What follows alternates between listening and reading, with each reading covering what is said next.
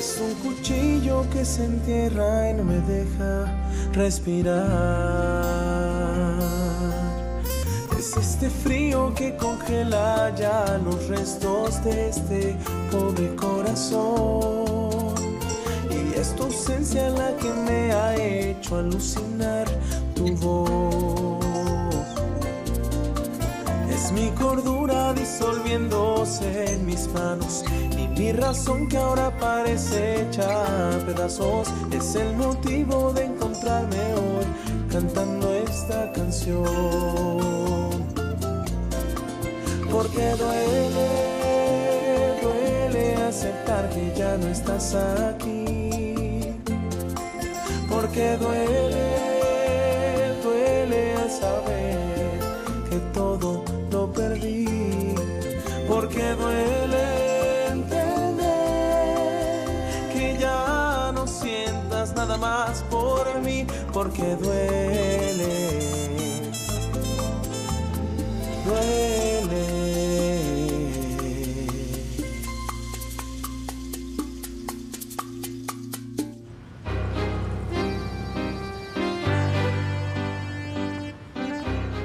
On a loué un petit appartement de ce côté, on aime bien ce coin, c'est moins cher. Mais on peut quand même dire que c'est un quartier sympathique. Ouais, c'est pas mal.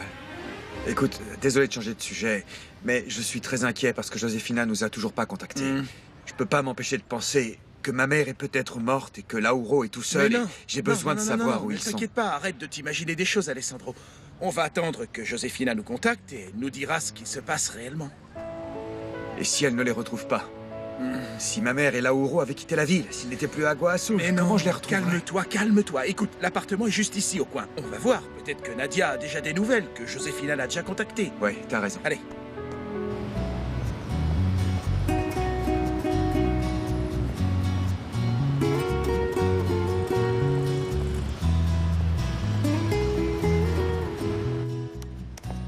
Bonjour, docteur. Bonjour, Carlotta, bienvenue. Asseyez-vous. Dites-moi ce qui ne va pas. Pour tout vous dire, docteur, curieusement, je ne suis pas venue parce que je me sens mal.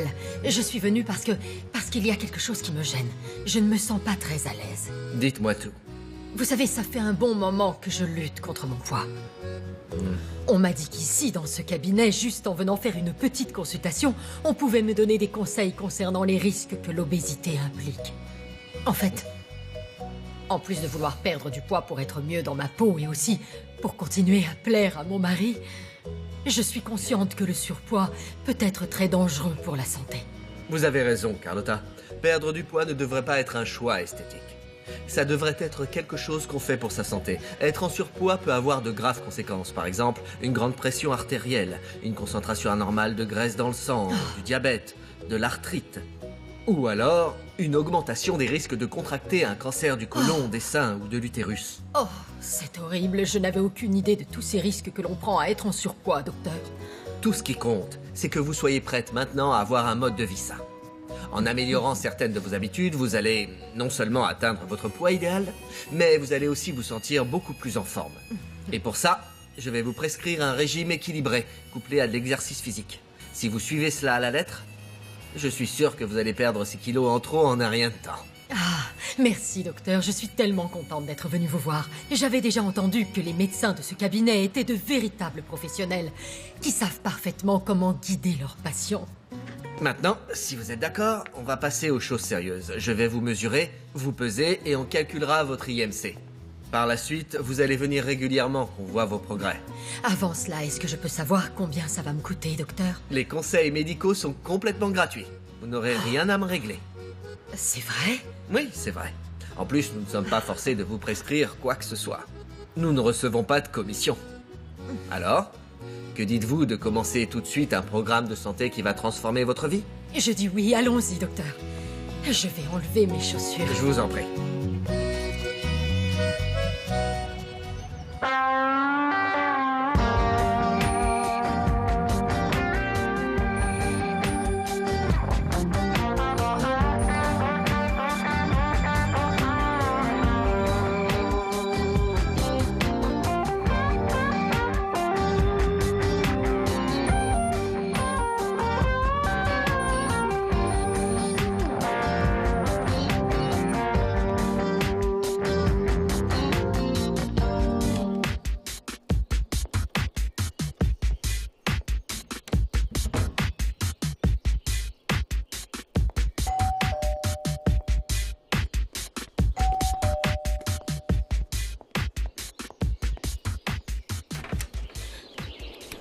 Bonjour.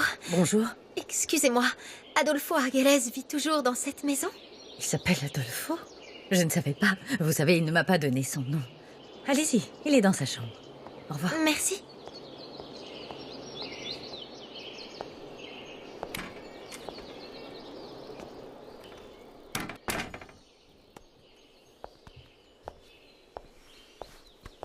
Adolfo?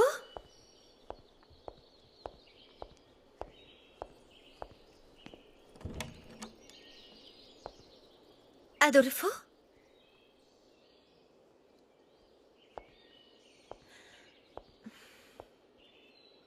Adolfo? Adolfo? Adolfo?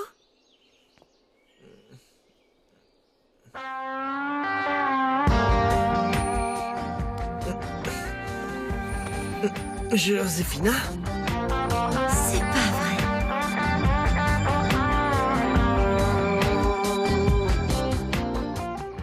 Nadia! Ma chérie! On est rentré! Oh mon Dieu, Nadia! Qu'est-ce que c'est que ça? Qui t'a fait ça? Nadia, C'est quoi ça? Victoria! Victoria! Allez chercher ma fille, s'il vous plaît! Va Victoria! chercher Victoria, Victor! Victoria! Victoria, ma fille! calme-toi, Nadia, s'il te plaît. Calme-toi, calme-toi, calme-toi. Essaie de te calmer, Nadia. Victor, dis-moi où elle est! Victoria! Nadia, s'il te plaît, calme-toi, respire. Qu'est-ce qui se passe? Dis-moi. Victoria! Victoria! Dis-moi que c'est la trouver! Calme-toi, s'il te plaît, Nadia. Écoute-moi, écoute-moi. Raconte-moi ce qui s'est passé, Nadia. Où est-elle? Elle n'est pas là! Non, non, non! Pas ma Calme-toi, fille, mon amour. non. Victoria, ma chérie! Il m'a pris ma fille! Calme-toi, mon amour, s'il te plaît. Rends-la-moi, rends-la-moi! Calme-toi, ma chérie, calme-toi. Nadia, ma chérie, calme-toi. Dis-moi ce qui s'est passé. J'étais en train de boire un verre d'eau. Et tout d'un coup, j'ai entendu quelqu'un jouer du piano. Hein? J'ai cru que c'était Victoria qui s'était réveillée, mais j'ai entendu sa voix. Victoria sortait tout juste de sa chambre. Et tout d'un coup, elle a crié. Je lui ai demandé, je l'ai supplié de venir dans mes bras, mais elle n'est pas venue. Elle n'est jamais venue, alors j'ai continué de l'appeler. Mais je l'entendais plus. J'ai commencé à la chercher partout. Et tout d'un coup... Mon amour, dis-moi ce qui s'est passé. Quoi? Tout d'un coup, quoi? J'ai touché son visage, Victor. J'ai touché le visage de l'homme qui a enlevé ma fille. Oh, il ne laissera jamais la revoir, Victor. Il m'a pris ma fille, il me l'a enlevée, il a enlevé Victoria. De qui tu parles, Nadia? Est-ce que tu l'as reconnu? Calme-toi, ma chérie. Dis-nous qui c'était. Oui, je l'ai reconnu. Je suis sûre que c'était lui. Qui, mon amour, qui? Pedro a enlevé notre fille, Victor. Pedro a enlevé ma fille, il a enlevé ma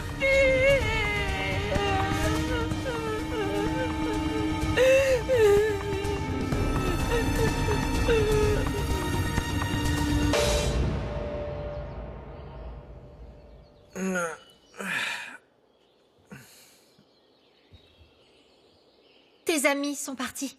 Ça fait un petit moment déjà. Adolfo. Je suis désolée, mais j'ai pu entendre ce que tu leur disais quand vous étiez tous les trois dans la chambre. Est-ce qu'elles t'ont vraiment volé ton portefeuille? Je sais pas. Je l'ai peut-être perdu. Quand je suis arrivée, j'ai croisé encore une autre femme dans l'entrée. Elle était en train de partir. C'est peut-être elle qui l'a pris? Je vais retrouver mon portefeuille, ne t'inquiète pas. Merci de m'avoir attendu qu'on puisse discuter. Pour être honnête, j'aurais préféré revenir à un autre moment, Adolfo. Je ne sais pas si tu te rends compte à quel point cette situation est gênante pour moi. Oui, je sais, je suis désolé. D'ailleurs, non, j'ai pas à m'excuser auprès de toi. Oh non, là tu te trompes, je ne t'ai pas demandé de t'excuser.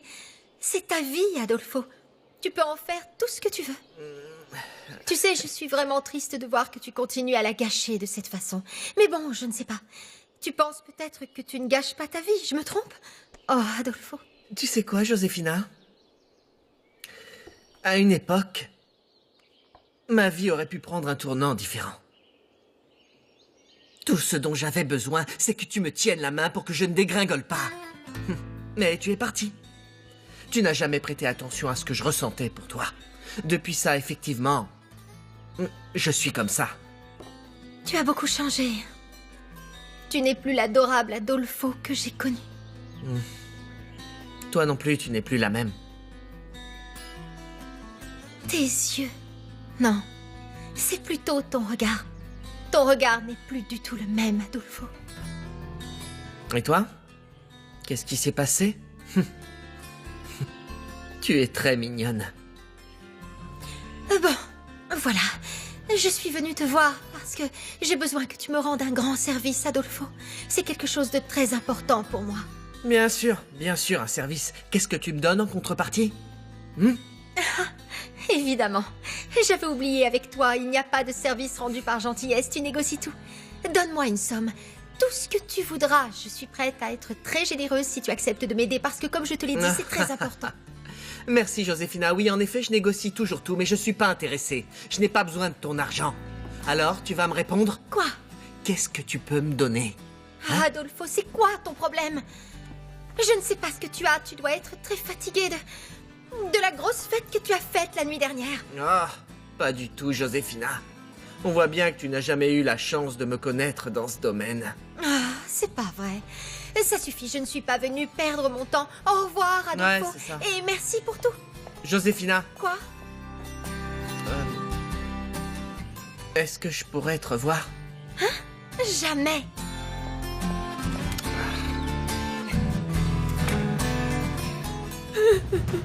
Tiens, tu es sûre de ce que tu dis, Nadia? Oui, c'était pas mon imagination. J'ai touché son visage, ses petites lunettes, sa sale moustache. Oh, je peux pas vous dire, je peux pas vous expliquer, mais j'ai eu ce sentiment que j'avais toujours quand il s'approchait de moi, même sans que je le voie. Pedro a enlevé ma fille, je vous dis, je suis certaine que c'était lui.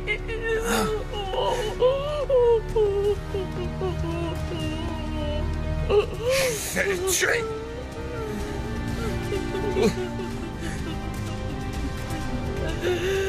Il a pris ma fille, mon bébé. Mon Dieu, protégez-la, s'il vous plaît. Protégez-la, s'il vous plaît. C'est qu'une petite fille. On va retrouver Victoria, ma chérie. Je te jure qu'on va récupérer notre fille. Je te jure, Nadia. Il faut appeler la police. Non, non. On peut pas faire ça. T'es un fugitif, Alessandro. Oubliez ça. Ne vous inquiétez pas pour moi. Tout ce qui compte, c'est Victoria. Non. Mon amour, s'il te plaît, écoute Alessandro, appelle la police. Qu'est-ce qu'on va leur dire? Que Pedro Medina, un grand homme politique au Mexique, nous a enlevé notre fille? Il faudrait qu'on leur raconte tout. Cet ordure doit avoir des hommes de main ici, à Buenos Aires. Autrement, comment il aurait fait pour nous enlever notre fille ici? Il est probablement en train de rentrer au Mexique. Il faut qu'on rentre à Agua Azul. Il faut qu'on retrouve Victoria, ma fille, ma fille. Elle doit avoir tellement peur. Victor, je suis d'accord avec elle. De toute façon, pour moi, c'est impossible d'attendre plus longtemps des nouvelles de ma mère et de mon fils. On devrait tous les trois rentrer à Agua Azul le plus rapidement possible. D'accord. D'accord. Mais il faut que tu saches une chose, Alessandro. Dès qu'on posera un pied sur le sol mexicain, tu vas te faire arrêter. Tu es un fugitif. Non. Aucun risque, tout le monde me croit mort. Oui, mais on ne sait pas tout ce que Pedro Medina a pu découvrir. S'il nous a retrouvés, il doit au moins soupçonner que toi aussi tu es vivant, ça paraîtrait logique. Ça n'a pas d'importance. Il faut que vous retrouviez Victoria. Et moi, il faut absolument que je retrouve mon fils.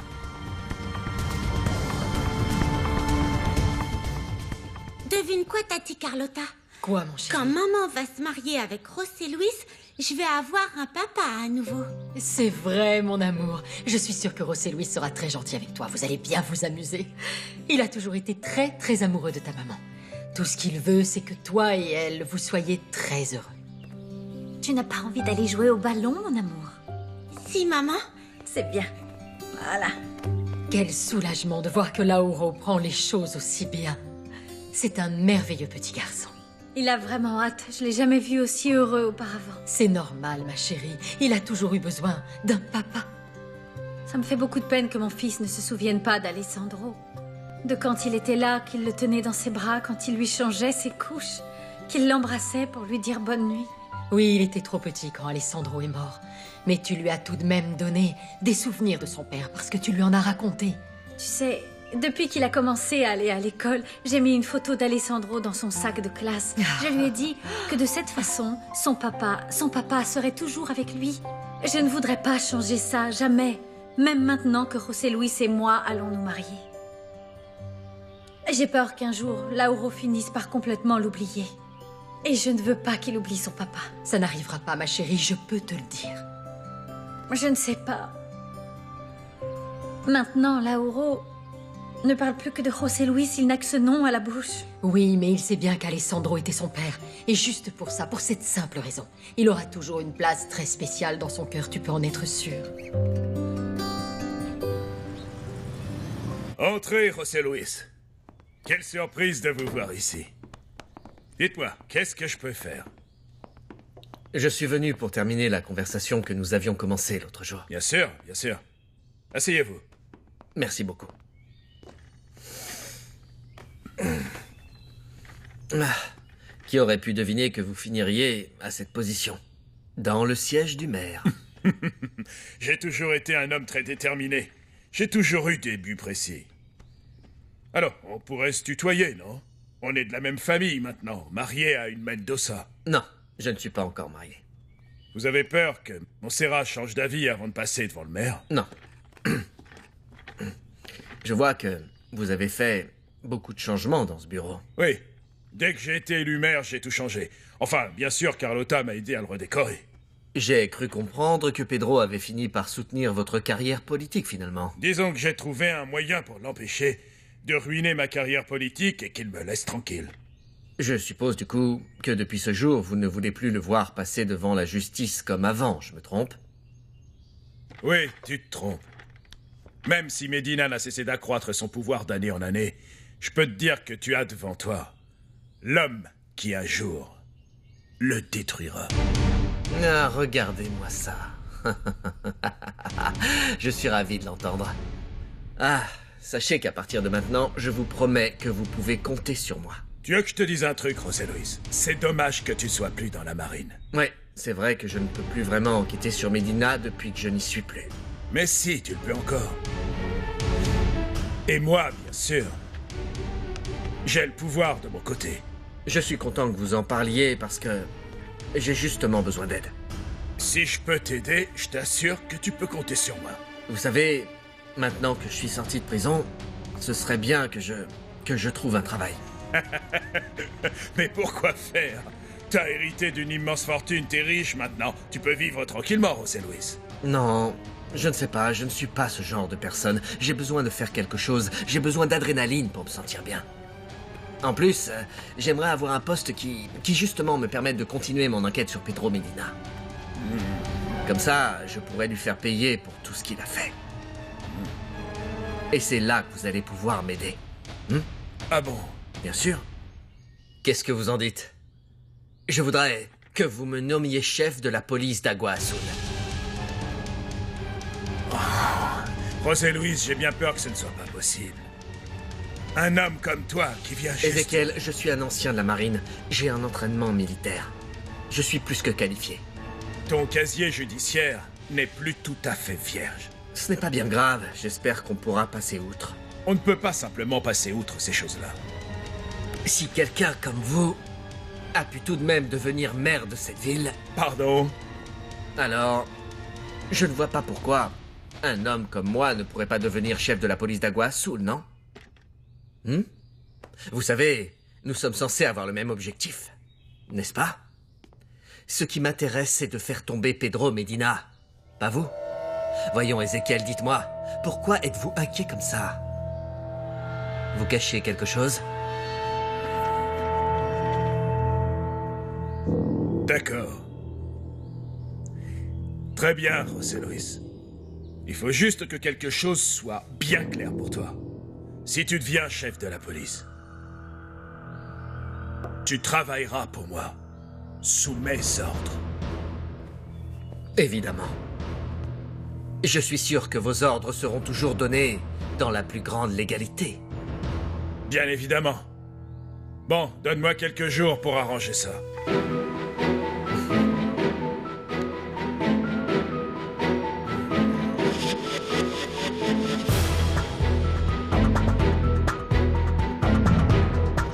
No te dejaré rendirte, yo te sanaré las alas, corazones invencibles, por la fuerza de